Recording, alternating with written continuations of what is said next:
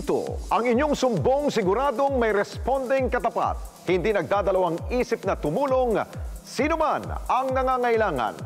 Ngayong gabi sa Responde, Mata ng Mamamayan. Expose, mangangalakal na pinugbog ng mga gwardya sa isang subdivision sa lungsod ng Las Piñas. Pinagtripan nga lang ba? Natakot ako nung sinabi sa akin na sarap ko ito yung salvage.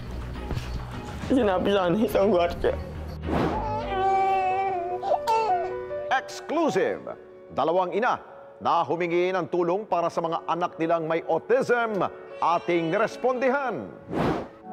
T-shirt for a cause para sa pagpapagamot ng kanyang bagong panganak na asawa, suportado ng programa.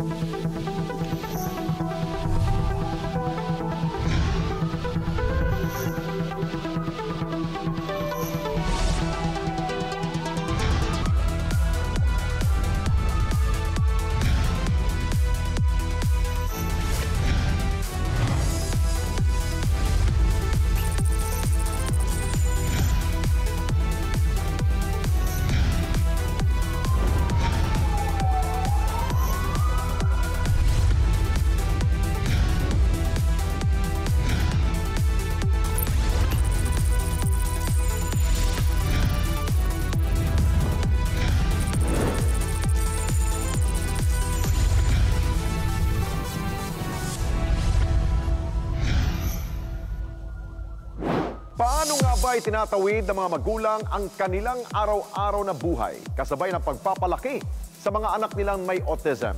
Ang responding hiling ng dalawang ina sa programa, atin pong tinupad. Hindi madaling maging ina. Pagod, puyat at walang sawang pagkalinga ang kailangan. Hindi lamang para sa iyong magiging anak, ngunit higit sa lahat para sa bubuing pamilya. Kaya naman, ganun na lamang ang ating paghanga sa dalawang ina na nagparesponde sa programa. Si Erica at Edwina ay ilan lamang sa mga nanay na kumakalinga sa mga anak nilang may espesyal na kondisyon. Sumulat sila sa programa upang ikwento hindi lamang ang kanilang mga anak, ngunit maging ang mga pagsubok na kinakaharap na mga katulad nilang nagmamahal sa mga batang may autism. Sa kabila ng simple nilang pamumuhay, pinipilit ni Erica at ng kanyang asawa na maitawid ang kanilang pang-araw-araw.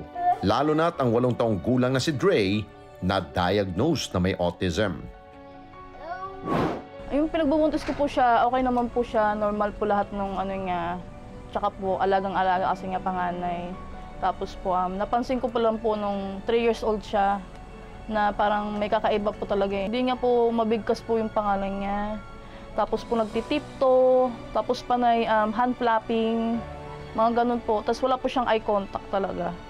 Ayun po yung mga napansin ko sa kanya talaga. Tapos kaya nag-decide po ako na ipa-check up sa developmental pediatrics po.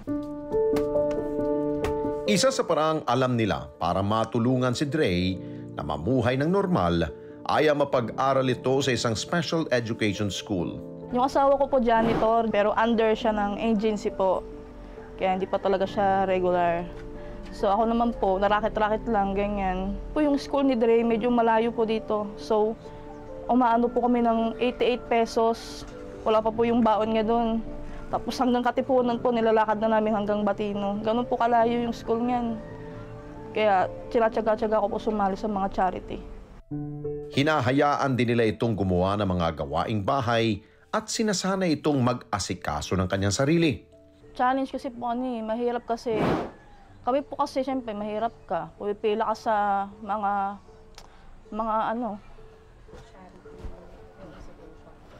sa mga ospital. Tapos pila. Tapos walang libreng therapy. Pag libreng therapy, pila ka pa rin. Kailangan tiyaga. Ganun. Kasi wala daw cure habang buhay. Ka mag-aalaga talaga. Kailangan tutukan mo lang, alagaan mo lang para kahit paano may matutunan siya sa paglaki niya. Ano po yan si Dre, mabait po yan, masayahin pong bata.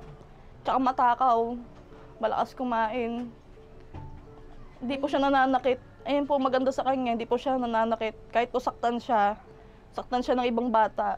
Kaya po di ko po siya nilalabas eh.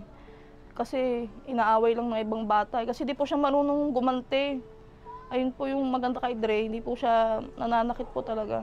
Siguro kasi binigay siya ng Diyos kasi alam niya kaya ko. Naalagaan siya. Kaya ayun po yung inaano ko, pinagpapasalamat ko rin. Pinagpapasalamat ko rin kasi na malusog siya, ganyan. Tsaka masayahin siyang bata. Ngunit lahat ng ipinundar nilang gamit at maging ilang educational materials para kay Dre, naaabo dahil sa sunog na nangyari sa kanilang bahay noong nakalipas na taon. Nung nasunugan nga kami, as in baon na buon po talaga kami. Hanggang ngayon. Tapos naoperahan pa ako. Totoo lang ma'am, naka-tuwalya nga lang ako noon ma'am eh. Kasi papasok si Dre sa school noon. Eh, nagre-ready ako na nakaligo na ako. Magbibihis na lang. Naka-tuwalya lang ako noon ma'am. Tapos po si Dre nasa taas pa namin dito. Kinuha ko po siya. Kasi po medyo tulog pa siya noon eh. Trauma po siya. Isang buong araw siya di kumain. Yun, sobrang hirap po ngayon. Pero pinagkakasya naman po, pilit naman.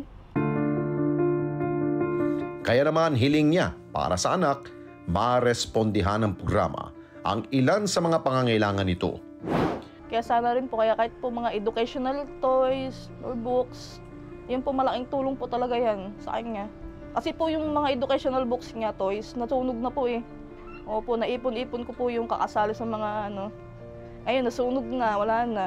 Kung ano po yung may bibigay niyo pong tulong, katanggapin po namin ng malubag po sa puso po namin. Kung si Dre makulit at madaldal, ang batang si Golden na 4 na taong gulang madalas na nakahiga lamang. Malimit na magsalita at madalas na nakatanaw lamang sa kanila. Meron po siyang global developmental delay associated with the deletion of chromosome 18. Ano po, yung isa po yun sa mga sakit na namamana daw po sa amin, sa mga magulang po. Tapos meron din po siyang congenital heart disease, inguinal hernia po. Hindi man planado ang pagbubuntis ni Edwina kay Golden, maingat niya itong dinala ng halos 8 buwan. Ngunit sa 7th buwan nito sa kanyang sinapupunan, agad na ipinaalam sa kanila ang komplikasyon ng bata. 2 years kasi po ako hindi nire-regla. Tapos akala ko po nagme-menopause na ako. Tapos nung 2 years, pagdating ng paglampas, bigla na lang po ako nabuntis. Tapos nung siguro mga 7 months yung tiyan ko, doon ko na po nalaman na may problema po sa loob. Pinipilit ko po na panganak ko po siya ng 9 months, pero hindi na po talaga. Akala ko po hindi siya mabubuhay. Kasi nung pinanganak ko siya, 8 months lang, tapos hirap po siyang huminga. Hindi siya makakahinga sa labas. Sobrang liit po niya, tapos naghahabol po siya ng hininga. Akala ko po talaga hindi siya mabubuhay kasi kada punta po ng doktor, babalita na kailangan daw lagyan ng tubo. Sa kabila ng mga pagsubok nito, si Edwina katuwang ang kanyang mga anak. Sinigurong nabibigyan nila ng sapat na aruga si Golden. Hindi naman po siya mahirap alagaan, kaso nga po, habang imbes lumalaki po siya, lalo siyang lumiliit, pumapayat. Kahit ano pong gatas na pinapainom namin para lang talaga tumataba siya. Tapos, nung pinunta namin siya sa center, parang nakakasakit kasi tinitingnan siya parang ano yung mga tao sa kanya. Tapos ayaw po siyang injection na noon. Takot yung mga nurse. Kasi nga po maliit po siya. Opo, tapos ikakaiba talaga yung itsura niya.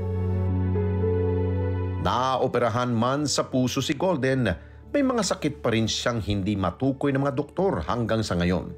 At dahil sapat lamang ang kinikita ng kanyang asawa, hindi rin nila ito may pakonsulta sa iba pang espesyalista. Nahihirapan po kasi siyang huminga, tsaka yung parang hinahabol niya yung paghinga niya. Yung mga labi po, maitim. Pero yung mga kuko naman niya, okay naman. Hindi naman nangingitim. Yung labi lang talaga. Pero nagme-maintenance pa din siya. Ang problema ko lang po, yung kilos niya. Hindi pa po siya nakakatayo. Kailangan kasi niyang ma-MRI. Tapos EEG para malaman anong dahilan din Kasi hindi siya mapakali yung mga kilos niya. Parang nagaganon-ganon. Hindi nila matukoy kung ano talaga, kung meron pa siyang ibang sakit.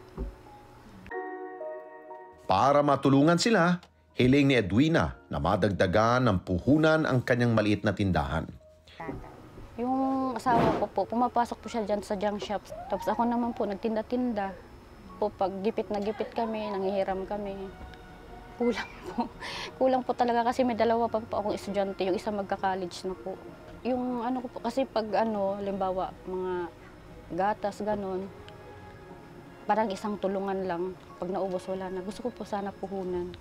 Kahit pa paano po, dyan makukuha po namin doon yung pangangailangan. Ang kahilingan ng dalawang awesome nanay na si Edwina at Erica agad nating nirespondihan. Ang gatas, diaper at educational toys ni Dre, sagot na ng programa. Wow! Grabe, ang dami.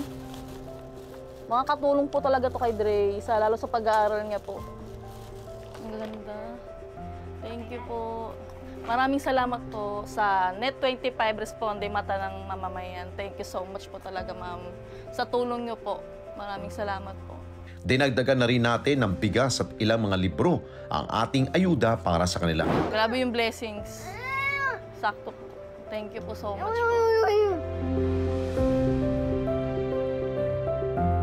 Ang tindahan naman ni Edwina, pinuno namin ng paninda. Nagpapasalamat po ako sa Net25 Responde Mata ng Mamamayan po sa binigay niyo pong tulong sa amin. Laking tulong po ito para sa pang-araw-araw po namin na pamumuhay po. Lalo na po sa mga gastusin ni baby, sa gatas po. Diyan po namin kinukuha, pinapaikot-ikot po namin yung yung puhunan po. Maraming salamat po. Sana po marami pa po kayong mga mamamayan na matutulungan po. God bless po.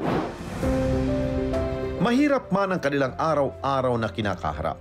Tunay na hindi matatawaran ang pagmamahal na ibinibigay ng mga awesome nanay na ito sa kanilang mga anak.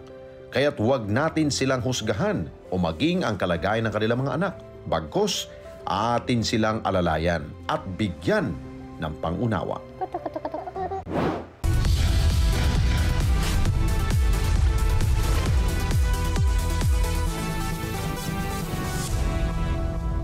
Ano bang painting yan? Pastel, ma'am. Paano naging pastel yan? Oh, chicken pastel.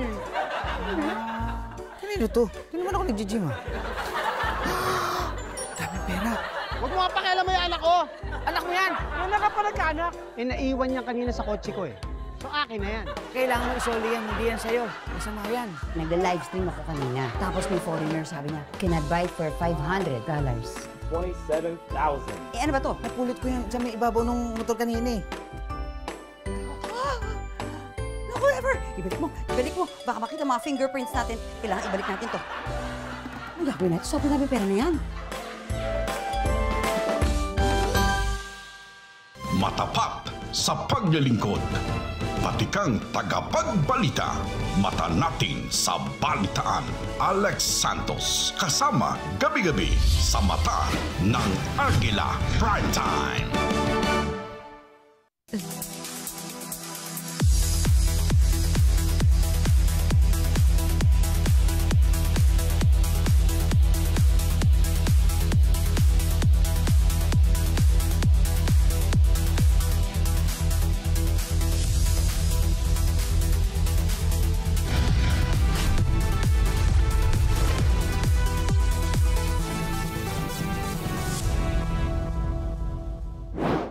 Naging isang malaking pagsubok sa kanya ang pagiging isang ama. Dahil ang kanyang asawa nalagay sa bingit ng kamatayan kasabay ng panganganak habang ang kanyang baby ilang araw din na sumailalim sa gamutan. Ang pag-agapay ng programa sa kanilang pasimulang pamilya, inyo pong panoorin. Ang masaya sanang sandali ni Sarina kasama ang kanilang bagong silang na sanggol na uwi sa takot at pangamba.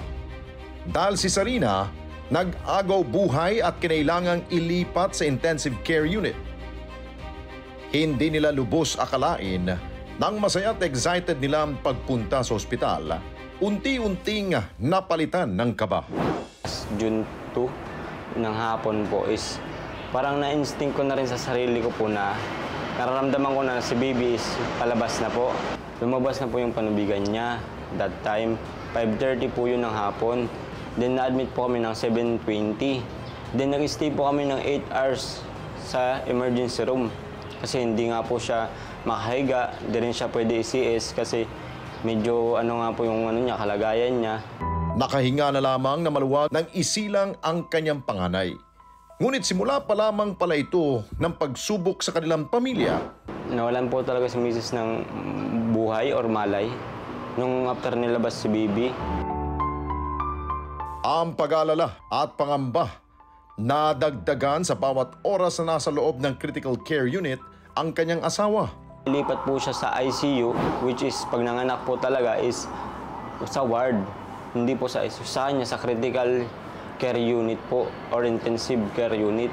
Siya nilipat with oxygen, may nagpapam sa kanya, tapos kailangan niya rin po ng malakasang ventilator na may nagsusupply sa kanya kasi hindi na po kaya sa sarili niyang baga.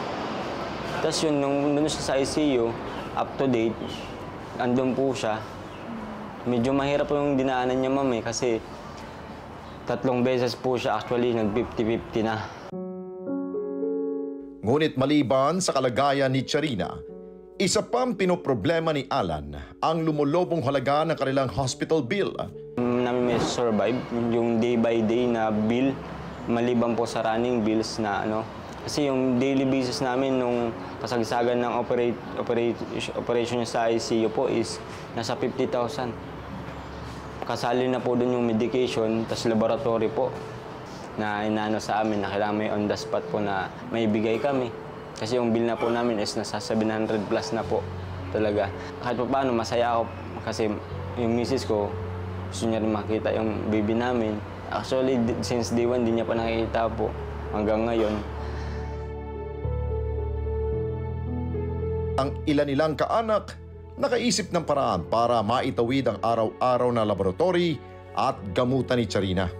Mindset namin is nakatulong ka na, may t-shirt ka pa po. Within small gap sa capital, din sa profit, yung namin is makatulong din kami, hindi lang po yung puro lang kami nag-receive ng tulong. Gusto rin namin is mag-give din kami ng t-shirt, sa pamamagitan ng t-shirt po na nakatulong sila, may t-shirt pa po sila. Yung t-shirt po namin is nasa 250, which is cotton na po siya. Then yung may print na po na may print na po siya sa harapan po. Then minsan pag within this area, pre-delivery, ako na lang po nag-deliver. Ang diskarting ito para sa kanyang pamilya, naging daan para makilala niya ang mga taong tunay na nagmamalasakit sa kanya. From time to time, may ginagamit ka pong kasangkapan na tumulong sa amin sa pamamagitan ng pagbili ng t-shirt. Minsan niya po, tuwang-tuwa ako pagbultuhan. Opo, laking tulong sa amin pagbultuhan kasi isang lang po ng shipping fee. O kaya po, isang deliver ko lang. Auto po, ma'am, 20 pieces, 30 pieces. Yan po. Tapos, laking tulong talaga kasi diretso po sa gamot niya. Doon mo talaga makakilala, ma'am, yung tunay na tao sa mga ganitong sitwasyon po na akala mo, barkada mo sila. Pero pag ganitong problema, wala. Pero yung di mo inaasahan, di mo makakilala, sila yung wala sa katuwaan mo pero sa pagsubok, andito sila. Yun po na pagtanto sa sarili ko na hayaan mo, Mick, yung mga tumulong sa atin. Tinatandaan ko sila. Para kung masenso man tayo or may pagsubok din sila, bawian natin sila. Then kung hindi man sila yung magkaroon ng pagsubok na ganun, sa iba, ipo-forward natin yung blessing. Para marespondihan si Alan, ang programa, bumili ng ilang t-shirt na kanilang binibenta. Hindi lang yan dahil ang kanilang t-shirt for a cause ay kasamang itatampok sa isa sa gawang Barangay 25 ng Net25 sa darating na June 26 para tuloy-tuloy silang marespondihan ng marami nating mga tagatangkilik. Nagpaabot na rin tayo ng pinansyal na tulong para maipandagdag sa kanilang iniipong pambayad sa ospital. At dahil nagproseso na mga dokumento at grant letter si Alan, ang kanyang ate Angel ang tumanggap sa ating naiabot na tulong. Makakatulong po ito lalo-lalo na sa kanyang mga medical needs, lalo na po pangunahin sa bill niya po na talagang lumaki na ngayon sa ospital. Malaking tulong po ito. Maraming salamat po talaga sa inyo. Naway marami pa po kayong matulungang mga tao na nangangailangan po. Naging daan din ang programa para maiparating sa isang mapagkakatiwalaan at maaasahan na grupo ang kondisyon ni Charina. Layo nilang makapagbigay ng assistance sa pamilya upang mabawasan na ang kanilang alalahanin. Yung party list, siyempre, ang nire-representa natin ay agrikultura. No? Pero bukod kasi dyan, no, alam ko po, no, nasunod sa pagkain, yung ating po talagang tinututukan. No? At ang paniwala ko na talagang pangunahing responsibilidad ng bawat gobyerno ay yung kalusugan, no? Pangalagaan ng kalusugan ng bawat mamamayan. No? Kaya ang tutok po natin lagi sa aking pong pananaw at ang layunin, ang lahat po ng ginagawa ko, lagi po natin ginagawa at tinututukan yung pong pagkakaroon ng tiyak na trabaho ng bawat Pilipino, pagkakaroon ng sapat na kita, pagkakaroon ng sapat na pagkain, masustansya at hindi lang po masustansya, dapat affordable at higit sa lahat, ang gusto po natin mangyari, maalis po yung takot at pangamba ng bawat mamayang Pilipino sa pagkakasakit. Dahil ito po yung nagiging sanhi ng kanila pong lalong pagkalugmok sa kahirapan dahil po bakit po no naapektuhan yung kita pag nagkakasakit, nauubos yung ipon, nababaan sa utang dahil po yung pangpahospital at pangbili ng gamot ay kailangan pa pong ipangutang. No? So yan po yung talagang mga tinututukan natin. No? Yung mga ganito pong pangangailangan, lalo na po sa medical assistance, gusto ko na rin pong samantalahin yung pagkakataon na ito sa ating pong mga nanonood at nakikinig ngayong araw, yung pong mga nangangailangan ng medical assistance, guarantee letter, wheelchair, walkers, mga maintenance medicine, mag-message lang po kayo sa aming official Facebook page, Congressman Wilbert Tili, o kaya pwede pong idaan sa inyong programa. Ito po ay agad-agad natin pinapatingnan at pinapatulungan. No? Kaya ito pong nilapit po ninyo, pagkatapos po natin dito, agad-agad ko po itong papatingnan at papatawagan, papupuntahan natin kung kinakailangan, kung ano po yung mga tulong na kailangan nila, at ito po ay aayusin at sasagutin po. Matapos ang ilang araw nating pagsubaybay sa kalagayan ni Charina, good news! Dahil tinanggal na ang tubo nito at maayos ng nakahinga ng walang anumang aparato. Nakakain na rin ito na mag-isa at nailabas na mula sa critical care unit ng hospital. Good news po dahil natanggal na po ang tubo nito at wala na po anumang aparato. Nakakain na rin po siya ng maayos at nailabas na po sa critical care unit po. Maraming salamat po. Naging mabigat man ang pagsisimula sa buhay pamilya, tiyak na malalampasan nila ito sa responde at tulong ng mga taong bukas ang pusong umalalay sa kanila. Hangad natin na muli na silang magkasama-sama upang tuluyang mabuo ang kanilang pamilya.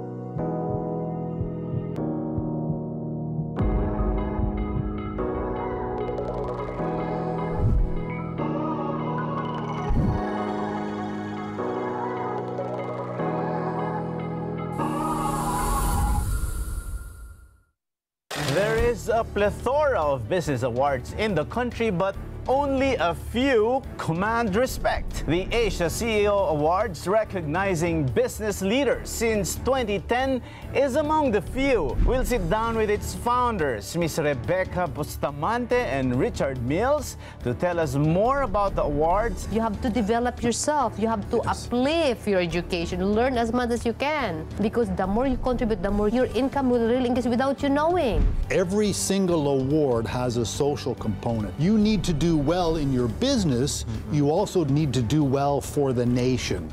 Open for Business with Cesar Vallejos, Sunday, 9 p.m. Sunday 25. May init na issue at malalim na talakayan. Wala namang scandals, wala namang corruption issue or anything of that magnitude to warrant a change in leadership. Ang news commentary show na matapang at may paninindigan. Kita ito ngayon may Chinese mafia, nakakakuha ng mga authentic na Filipino birth certificate. Well, ako because nga sabi ko, ibabalance mo lang naman yan eh. So, maging mas stricto lang tayo, siguro taasan natin yung ante. Ano sa palagay nyo? Monday to Friday, 8 to 10 a.m. Dito lang sa Net 25. Let's get together. Sunday 25. Sunday 25. This portion is brought to you by Wingfinity and Beyond. Infinite love for chicken wings. For inquiries, contact 0948-977-8888 or email wingfinity.franchising@gmail.com.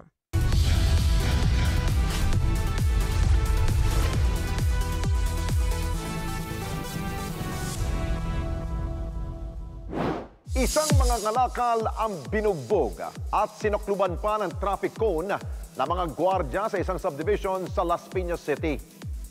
Bukod pa riyan, ikinulong pa ang biktima bago ito nakatakas. At ang pamilya ng biktima humihingi ng hustisya. Ang ating pagresponde katuwang ang Commission on Human Rights o CHR, inyo pong tunghayan. At ito na po ang ating pong ilan po sa mga bibigyan po ng responde. Ito pong balita tungkol po sa nabugbog pong biktima ng mga gwardya daw ho ng isang subdivision dyan po sa Las Piñas City. Noong nakalipas na linggo sa ating programa Responde sa Radyo Agila, unang nagbigay ng kanyang panayam si Marjorie, ang kapatid na mga ngalakal na si Marvin, na binugbog ng mga gwardya sa isang subdivision. Dito niya isiniwalat ang pananakit na natamo ng kanyang kapatid mula sa umano'y mga walang awang gwardya ng BF Resort Village. Una, kumusta ang iyong kapatid na si Marvin? Asa na siya ngayon? Sa ngayon po, sir, wala po siya dito sa bahay namin. Nandun po siya sa bahay ng asawa niya. Okay naman na po siya. Wala na po yung mga sugat niya sa katawan. Pero yung trauma po na ginawa po ng mga gwardya, yun po ang hindi po maalis sa kanya. So ano ang sinasabi nitong mga gwardya ng BFRB? May aligasyon ba sila na nagnakaw tong kapatid mo? Wala po, sir. Oh. Bawal daw po kasi mga lakal sa BFRB, sir. Sana po, sir, kung bawal po mga lakal, sinabi na lang po. Hindi po yung ganun po yung ginawa nila sa kapatid ko. Yung sinasabing sinakluban siya ng traffic cone, ito yung parang pylon, no? Yung nakikita natin sa kalsada. Pinasok sa ulo niya yun? Sir. Yes po, sir. Yung kulay orange po. At upang mas malalimang maimbestigahan ang nangyari kay Marvin, agad na nakipagkita ang responde team kay Marjorie. Agad naman niya tayong sinamahan kung saan kasalukuyang tumutuloy ang kanyang kapatid matapos itong pansamantalang umalis sa kanilang bahay sa takot na balikan sila ng mga gwardyang nambugbog sa kanya. At sa kanyang paghanap, dito na niya ikunwento ang kanyang pinagdaanan sa kamay ng mga gwardya ng BF Resort Village. Yung araw na po yun, 22 po yun eh. Alas 10 po, may kasama ko si Jerome po. May kontrata dapat po kami, 2 araw gawain. Magpo-flooring lang po kami, tapos yung welding. Pagpunta namin po dun sa magiging amo namin. Tumama yung pakiramdam. Nagsabi siya sa amin na hindi daw po matutuloy. Paglilinaw naman ni Marvin, isa siyang construction worker. Ngunit dahil may sakit ang kanyang anak, gagawin niya ang lahat kahit ang mga lakal. kumita lamang ng pera ng araw na yun. Kasi hinihimaw niya po yung anak ko eh. Kailangan ko ng pandagdag ng pambiling gatas o kaya gamot, pandagdag pang gastos. Inisipan ko po, mga mag-ikot na lang po. Kasi yung mga suki rin po ko sa BF, pinagdadamuhan, linis bahay po. Nagbukas ako ng basurahan. Pagka bukas ko ng isang basurahan, dumating po yung guard. Pinatsaran niya ako kung ano pong ginagawa ko. Sir, magkakaano lang sir, kakalkal lang po ako ng basura. Sabi niya sa akin, nasa mama daw po muna ako sa opisina. Tapos yun, pumayag naman po ako. At sa kanyang pagpunta sa opisina, hindi niya alam na dito na pala mangyayari ang hindi niya kailanman inaasahan. Tinanong lang po ako kung anong ginagawa ko dito. Sinabi ko naman po na may kontrata dapat po ako. Tapos maya-maya po may dumating pong sir na tinatawag Lancer. Ang sabi po sa akin ng gwardiya, ninakaw mo ba yung bike? So, hindi po. Sa ano ko po yan, sa tatay ko po yan. Parang ganyan yung minawalan ng ganyang bike dito eh. Parang ninakaw mo yan ah. Yun, maya-maya tinawag ako, pinapalabas ako. Pinapunta ako sa bodega, pinaupo ako. Pinakala ko sa ganito sir, yun sa braso. Dalawa silang gwardiya nun eh. Wala ko makikita pangalan sa ganito eh. Hanggang sa lumabas po ako. Pumipilit po ako na hindi sumama sa kanila pumasok sa loob. Nung mawak ako sa may gulong ng motor, ginagawa nila sa akin, sinisipa yung paa ko, yung kamay ko. Sinipa yung ganito ko, tapos pinitik ako sa ganito. Sinikmuraan ako. Natakot ako eh. Sabi sa akin ng babae, sumama ka na, hindi ka na mamamatay dyan. Natakot na po ako. Nakakita po ako ng medyo maluwag. Tumakbo ako. Hanggang sa hinawakan ng 5. Natakot ako, sobrang takot ko nun. Hanggang sa hinawakan ako ng 10, pinalo ako sa flooring. Putok yung ganito ko. Hanggang sa pinusasan ako. Hindi man lang ako sinurrender kung may ginawa akong masama. Dapat sinurrender ako nila sa barangay. Walang nangyari. Dinala ako sa bodega. Tapos yung barrier na coat, pinalot sa ulo ko. Pagkatalikod ko, pinatayo ko. Pagharap ko, tinakpan ako ng coat. Pagharap ko yun, sinimula na yung sikmura na. Alas 11 ng tanghali. Simula ng alas 11 na yun, doon ko naranasan yung puto torture niya sa akin. Hindi ko matanggap yun kasi wala akong ginagawang masama. Naisip ko na lang yung anak ko. At sa puntong ito, hindi na napigilan ni Marvin na maiyak dahil sa pag-alala sa dinanas niya sa kamay ng mga gwardiya.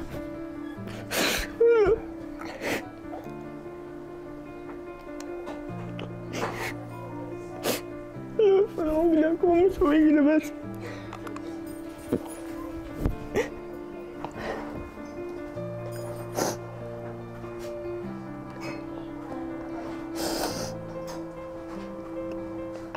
Ano yung naramdaman mo nung araw na yung oras na yun? Ako. Tapos yung anak ko may sakit. Kasi natakot ako nung sinabi sa akin na sarap ko ito yung salvage. Sinabi sa akin isang gwardiya. Wala akong magawa, wala akong laban. Sabi ko tawagan yung magulang ko para may laban ako.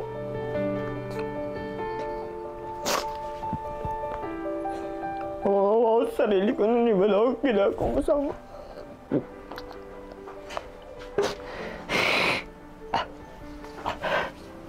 Ulit-ulitin ako, sinikmuraan. Pinipilit nila akat bahay ako.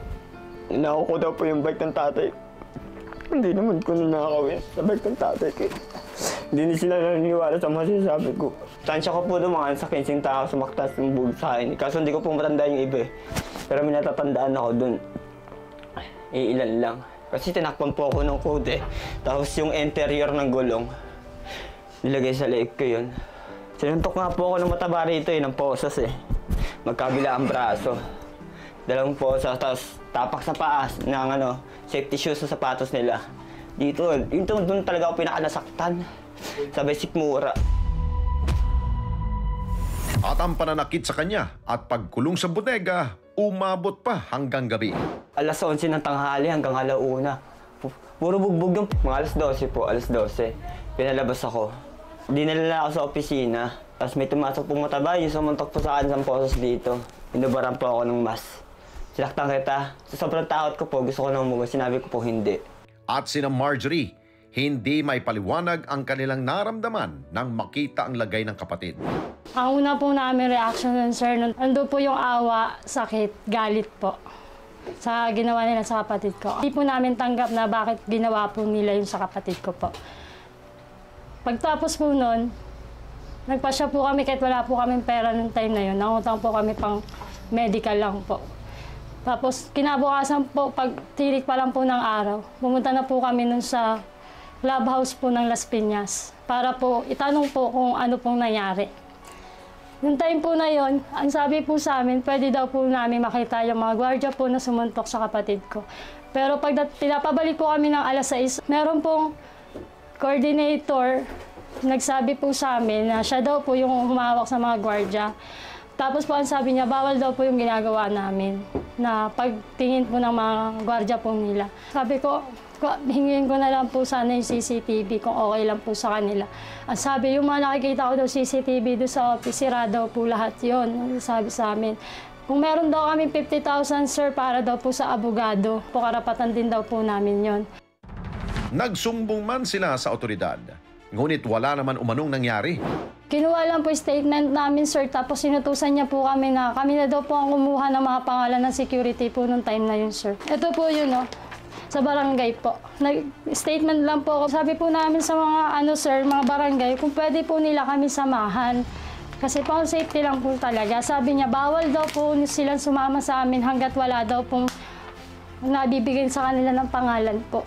Pumunta naman po kami sa police station. Ang sabi niya, bakit daw po hindi daw dumiretso yung kapatid ko sa police station nung pinauwi na daw po siya. Siyempre, sir, sa takot po eh. Hindi na po niya maiisipan yung sir. Iisipin niya makauwi na lang sa bahay namin. Yun lang po nasa isip niya. Kaya hindi po siya agad nakapunta sa police station po. Hinihingi niya sa amin yung medical. Meron daw kami medical. Meron po. Sabi niya, very good. Ayun po, pinapakuha po sa amin medical. Pero 2 days, hindi na po kami bumaligawa po na ayun na po ng kapatid ko. Nawawala na po siya ng pag-asa. Nagkaroon siya ng pag-asa nung marami na nagsasend ng video, picture. Pero pinilit ko nga po siya, sabi ko sa kanya na ituloy natin. At dahil sa mga ipinadalang litrato at video sa kanila, muling lumakas ang kanilang loob na ipaglaban ang nangyari sa kanyang kapatid. May nag-chat po sa akin kung tinuloy pa daw po namin yung kaso. Sabi ko, hindi na po. Sabi niya, bakit? Wala naman kami pinangahawakan na ebidensya, sabi ko po. Tapos nag-send sila ng picture sa akin, picture video. Sabi niya, meron ako. Pero ayaw ko muna sanang madamay sa gulo niyo. Ginawa niya pong bagong Facebook po, hindi po yung personal account niya po. Lalabas daw po sila pag naayos na daw po yung kaso. Alam niyo po yung sakit, awang-awa ka po sa kapatid mo. Simula umaga, nakakakain ka ng tanghali, hapon, gabi. Samantalang siya ganun pala yung experience na nangyari sa kanya. Alam mo po yung galit, yung sobrang galit po. Hindi po nagawa sa amin ng pamilya namin na ganunin kami. Itrato kami na parang aso. Pero sa ibang tao, sir, nagagawa pala sa kanya is. Sa aking panayam sa tagapagsalita ng Commission on Human Rights, agad niyang pinayuhan ang mga biktima na magsadya sa kanilang tanggapan upang formal na magsampa ng reklamo. Sir Alex, mas maganda po siguro kung pumunta siya sa aming tanggapan para makuhanan po namin siya ng statement. Opo. Para makuha rin po namin yung buong pangyayari, kung ano po yung naging dahilan, bakit po siya ginulpe, para rin po ma-assess namin kung ano kung pwede nating i-file na charges doon po sa mga gwardiya. Opo. Ganito po, attorney. Yung amin pong team sa Responde Mata ng Mamamayan dito sa Net25 ay amin pong lalayan po to si Marjorie patungo po sa inyo pong tanggapan po. Attorney, okay lang po yun? Ay, sige po, mas maganda po para meron po siyang kasama na pupunta. At nito lamang Martes, sinamahan ng Responde team sina Marvin at Marjorie sa Investigation Department ng CHR o Commission on Human Rights upang formal na magbigay ng salaysay at isumite ang kanilang mga dokumento patungkol sa nangyaring pambubugbog kay Marvin. Nangako naman ng komisyon na agad silang magsasagawa ng masusing imbestigasyon sa nangyari kay Marvin at agad na makipag-ugnayan sa pamilya kapag may resulta na ang kanilang imbestigasyon. At para sa patas sa pagdodokumento sa reklamong ito, sinadya ng Responde team ang BF Resort Village upang kunin ang kanilang panig. Ngunit hindi kami pinayaga makapasok bagkos ay sinabi nila na tumawag muna kami sa numerong kanilang ibinigay. Ngunit sa ilang araw na pagtawag sa head security na naturang subdivision, malinaw na umiiwas silang sagutin ang reklamo laban sa kanila dahil sa iba't ibang rason na kanilang ibinibigay. Gumawa na rin ng paraan ang Responde team para makapagbigay ng sinumpaang salaysay sina Marvin sa Las Piñas Police Station. At matapos agad ding pinuntahan ng mga pulis ang BF Resort Village para simulan ang imbestigasyon. Nung malaman natin yung insidenteng ito, ay pinusundo agad natin yung ating complainant para matulungan siya kung ano man yung at maibigay sa kanya yung kung ano man yung dapat nating maibigay na tulong sa kanya. Nung matapos na pumunta yung mga kapulisan natin doon sa lugar nila Marjorie at nung biktima, dumiretso agad sila doon sa clubhouse nung naturang subdivision. At nakipag-coordinate doon, pero ang sabi nung pamunuan doon ang sabi kailangan pa raw namin mag-request ng request letter para maibigay nila yung dapat nilang ibigay. Gumawa po agad kami ang ating COP at ipina-receive po doon sa opisina nila. At ngayon sir, nagpa-follow up po yung ating kapulisan. Nung ipinakita niya sa akin yung medical certificate, ang nakalagay doon, ang duration na 1 day lang. So papatak siya na slight physical injury. At yung isa pa, dahil dinetain nila siya, so maaring kasuhan din natin ng illegal detention. Para po sa ating mga mamamayan, kung sila man po ay na-involve sa ganitong bagay, huwag po silang mag-atubiling humingi ng tulong sa ating kapulisan. At huwag po silang mag-aalala. Kami po dito sa kapulisan ay laging nakahanda. Anumang oras, anumang panahon, lagi po kami nakahandang tumulong sa ating mga mamamayan. At tututukan natin ng gusto ang kasong ito para mabigyan natin ng hustisya yung ating biktima. Sa kabila ng trauma na nakuha ni Marvin mula sa pambubugbog sa kanya ng mga gwardya, alam namin na kakailanganin ng kanilang pamilya na makapagsimula ulit. At upang makatulong kay Marvin, nagpaabot tayo ng tulong pinansyal para sa kanila.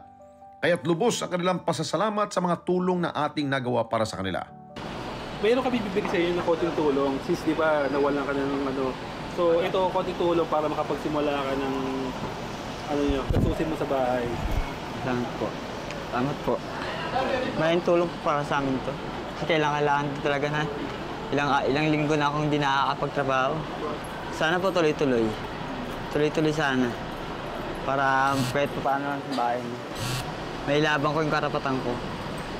Salamat po, sir. Maraming salamat po. Sa anumang pagkakataon, walang sinuman ang binigyan ng karapatan na manakit ng iba. Hindi rin natin dapat inilalagay ang batas sa ating mga kamay. Dapat na hinahayaan na ang otoridad ang magpasya at humusga kung may kasalanan ang isang tao o wala.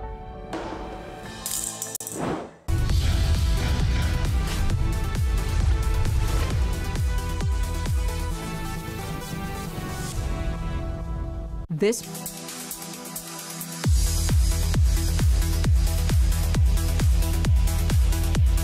Init ang panahon, meron kaming mga tips para ang buhay maging masaya at mahinahon. Tip number 1.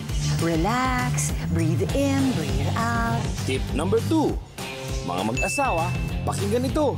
Yung everyday showing of love, not just when it's convenient. Tip number 3. Huwag kalimutan tumawa. Ayaw Masilip nila. naman ang kwarto mo, yo, Bob.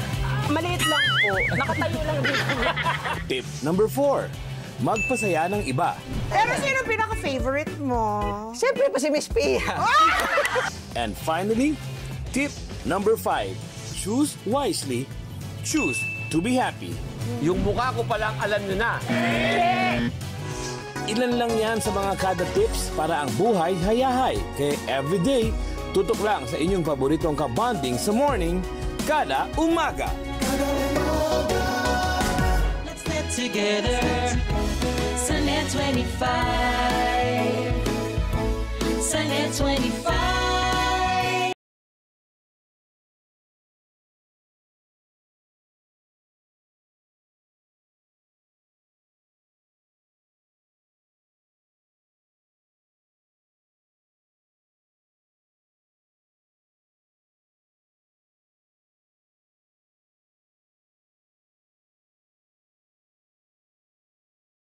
This portion is brought to you by Healthy Lemon, the first buy one take one lemonade in the Philippines. Share a healthy cup with your loved ones. With more than 50 branches nationwide, open for franchise. Visit your TikTok, Instagram, and FB account for more info. Be healthy. Choose Healthy Lemon.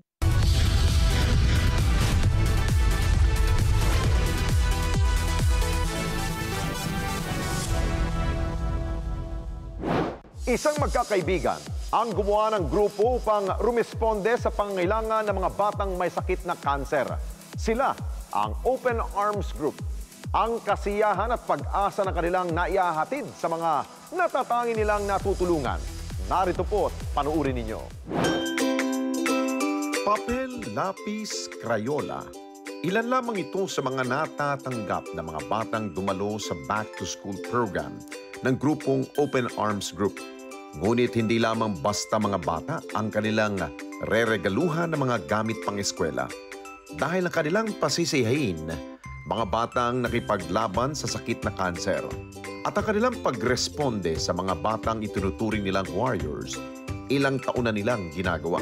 We formed this organization way back in year 2010 when a group of friends from high school decided to form a group and advocated this advocacy of helping kids with cancer by bringing cheers to them in a way of gift-giving. Like, for example, we give them school supplies during enrollment period. Actually, this happened when one of our friends, her daughter, was able to undergo chemotherapy and survive.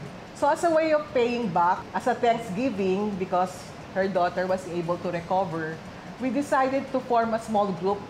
We started only through backyard gatherings, small group, until it spun off into a bigger organization because it grew into several sponsors that saw our advocacy as inspiring. Sina Julie at Ana hindi inakala na mamahalin nila ang kanilang ginagawa sa grupo. Baka gusto nyo mag-join. Sabi ko saan? Dito sa ano tayo ng grupo natin para makapag tayo sharing, gano'n. Sabi ko, go ako dyan. Pinakalala kami kay Ate Nina. Sabi ko, wow. Sabi ko, sa Ate Nina kasi nakita ko yung push niya. Talagang gustong-gusto niya talaga ito na mag-help, mag-do talaga. Ever since, tumutulong ako talaga sa mga nangangailangan. Yan talagang advocacy ko. Sabi ko, mag-sponsor ako. Tapos ngayon, kami na lang talagang nabuo nila Ate Nina na talagang si Ate Nina rin talagang nag-proceed na. Ito ang grupo namin eh. Grupo namin to. Si Mercy naman, nakilala ang Open Arms Group dahil na rin sa kanyang pinagdaanan.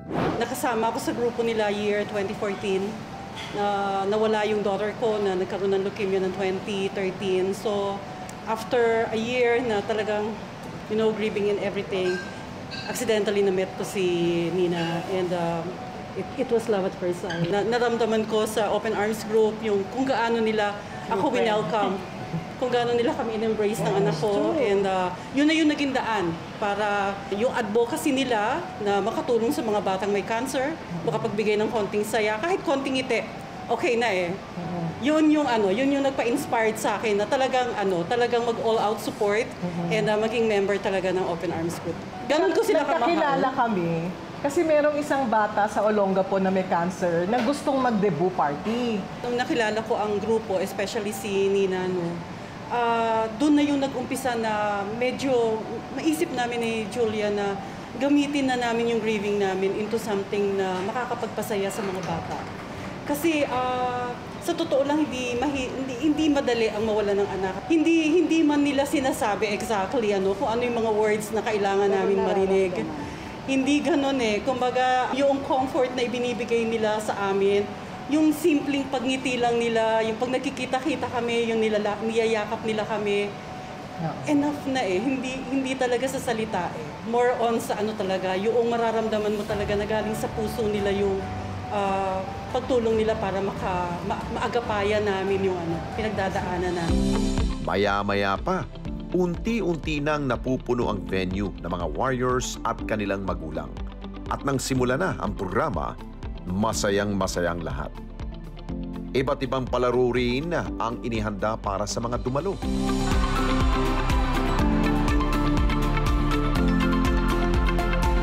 At ilang sandali pa, ipinamahagi na sa mga bata ang kanilang mga regalo mula sa iba't iba nilang sponsors. Basta sasayahan din kami kasi dumadami sponsors na. lumalaki yung pamilya. Lumalaki yung pamilya. Hindi namin yung sinusulisit ko sa dumarating kaya God provided. Minsan nagtatanong-tanungan kami. Ito totoo to, no? Kahit makita nila ang Facebook namin, walang solicitation na nangyayari. Hindi namin nire-require yung mga mag-post kayo, i-mention yung open arms, ayaw namin ng recognition. Walang ganon. Pero nakakatuwa na every time na mayroon ganitong mga darating na mga events, talagang pull pa kami sa mga sponsor. Isa rin sa ginagawa ng grupo ay ang paghahanap ng iba't ibang organisasyon at individual na makatutulong sa gamutan ng mga bata. Tumutulong kami sa way na pumupunta kami sa mga government institutions na tumutulong din sa kanila like the Medical Social Services ng PGH. Nagbibigay yan ng guarantee letter eh. Kung hindi man namin matustusan yung bone marrow aspiration nila, kasi regular yan sa may leukemia eh, tumutulong kami makakuha sa kanila ng guarantee letter, which is somehow mga 10,000 para lang mabayaran yung cost ng bone marrow aspirations. Tumutulong kami, turuan sila kung saan pwedeng kumuha ng tulong, hindi lang sa sarili naming bulsa. Kasi hindi namin kayang tulungan silang lahat sa dami nila. Tinuturoan namin yung mga nanay ng baking, mga livelihood project para hindi lang sila dependent on dole-outs. Tsaka important din yung support sa nanay. Nawawala na rin sila ng trabaho dahil kailangan nilang mag-alaga ng anak nila. So isa ring factor yung support na you have a bigger heart to support those mothers who has kids with cancer. Ilang kamag-anak din ng mga warriors ang ating nakausap at ikinwento nila sa atin ang laban na kanilang kinakaharap araw-araw. Guardian na lang ako nung pamangkin ko kasi yung mother po niya namatay last year. Yung tatay po niya is hindi naman din kayang sabay na nagtitinda at inasikaso siya. Tapos na po siya sa chemo, remission na po siya nung January, medyo okay na po siya. Napakalaking tulong po nila, hindi lang po yung tuwing may event kasi ang pinakamabigat po dyan, yung gatas, yung chemo po, libre naman po siya sa PGH kasi may cancer institute po. Pero yung minsan po, kahit yung financial, tumutulong sila. Pagka po ganitong nagkikita-kita, ramdam mo po talaga. Malaking tulong po talaga sila sa amin, lalo na po sa mga pagpapasaya ng mga bata. Yung anak ko, si Darwin, 2002, na-diagnose siya ng leukemia. Nag-relapse kami, nag-stroke in the young, nung 10 years old siya. Pag-relapse, syempre, back to zero. Yung half body niya, humina na siya. Syempre, na-stroke siya. Parang, yung isip ba niya, parang mas bumata dun sa edad niya. Tapos nagkaroon ng depekto yung pagsasalita niya. Ang Open Arms, malaking naitulong sa akin. Sobra! Thankful talaga ako sa Open Arms, dun sa mga sponsors na nakakakilala kay Darwin, na naiintindihan yung sitwasyon niya. Ganun din dun sa mga nanay na pag nakikita siya, "Oy, Darwin, talagang yung mga nanay, mahal na mahal siya ng mga nanay na kasama ko." At ang makita ang ngiti sa mga labi ng mga batang kanilang tinutulungan, sila ang mas sumasaya. Sa totoo, it's more on yung kami. Hindi yung kung ano yung nabibigay namin. Oo, yung pero kami yung napapasaya. Kagaya po, based talaga sa buhay namin mag-ina, na talagang yung makahalubilo ko yung mga bata. Yung bang nawala sa isip ko na hindi special case yung kay Robin. Hindi siya parang aping-api na bakit of all people, yung anak ko ang magkakaroon ng leukemia. No? Pero yung ma-expose ka sa mga batang, I'm sorry, I'm getting emotional. Pero yung ma-expose ka sa mga batang mas maliliit. Kasi si Roville that time, registered nurse na siya. She's 22.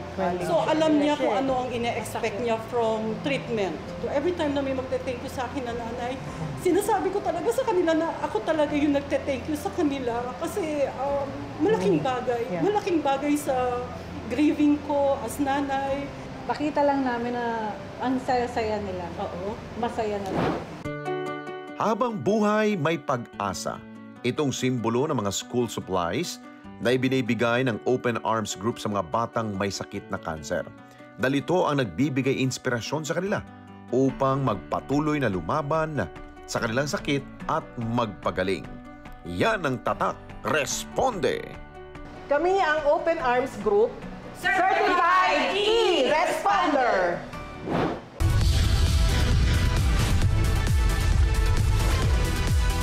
Kung kayo po'y may nais sa isumbong sa inyo po lugar, problema sa lipunan, na gusto po ninyong paaksyonan, mag-text lamang sa 0915-415-1035 o mag-email sa responde@net25.com. Pwede rin kayo magpadala ng inyong pong mensahe sa ating pong Facebook page at Net25TV. Sa ating lipunan, hindi na humawawala mga samot-saring problema. Tuloy lamang pong pag-aksyon, paghahanap ng solusyon. Lalo na ngayon na may masasandalan ka ng Certified E-Responder.